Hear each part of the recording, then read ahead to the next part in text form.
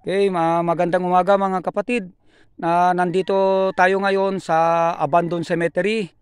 Itong lugar na ito ay malawak mga kapatid, almost 1 hectare.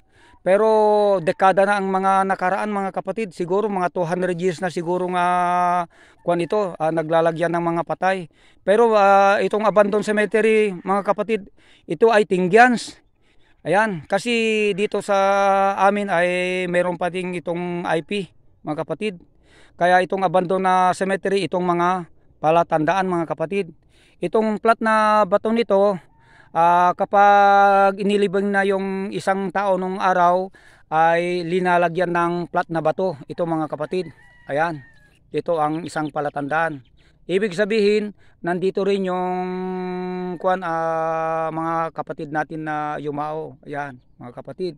At saka, ayan mga kapatid, maraming mga palatanda dito. Nasaan yung isa kanina? Ito, titingnan natin. Ito mga kapatid. Ayan oh. Ito. Kasi ito mga palatandaan. Linalagyan nila ng mga bato upang malalaman nila kung saan yung mga mahal nila sa buhay. Mga kapatid, ito. Yan ang mga palatandaan. Pero marami mga kapatid. Kasi noong nasaan yung kanina? Ayan na.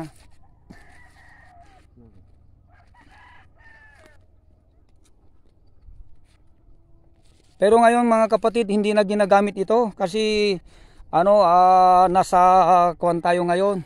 Meron na tayong kuwan sa bayan. Ato, mayroon pa dito mga kapatid. Ayan, ito mga palatandaan nung araw. Ayan. Ato mga kapatid. Pero mayroon pa isang malaki. Ayan.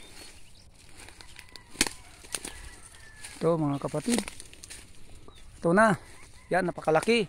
Mga ito mga kapatid, hinihila ng mga kalabaw o mga baka nung araw.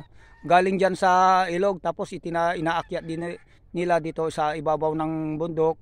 Yung cemetery na ito, tapos ito ang mga palatandaan mga kapatid. Tapos meron pa yan. Isa. Ibig sabihin mga kapatid, maraming mga kapatid natin dito na nailibing. Ayan mga kapatid. Itong tinatawag natin na abandoned cemetery kasi hindi na ginagamit. Yan mga kapatid. Kaya ganyan ang libingan nung araw. Yan ang dami. Yan mga bato, palatandaan. Yan. Dami mga kapatid.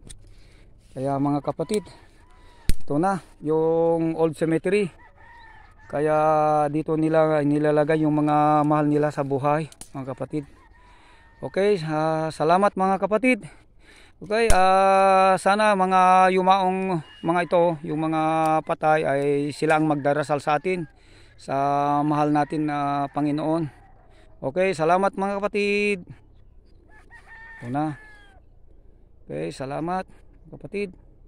Kaya meron yung mga palatandaan na ito ay pinaglagyan ng mga patay nung araw mga kapatid. Mga hindi lang isang taon kundi mga 20 years na yata mga kapatid.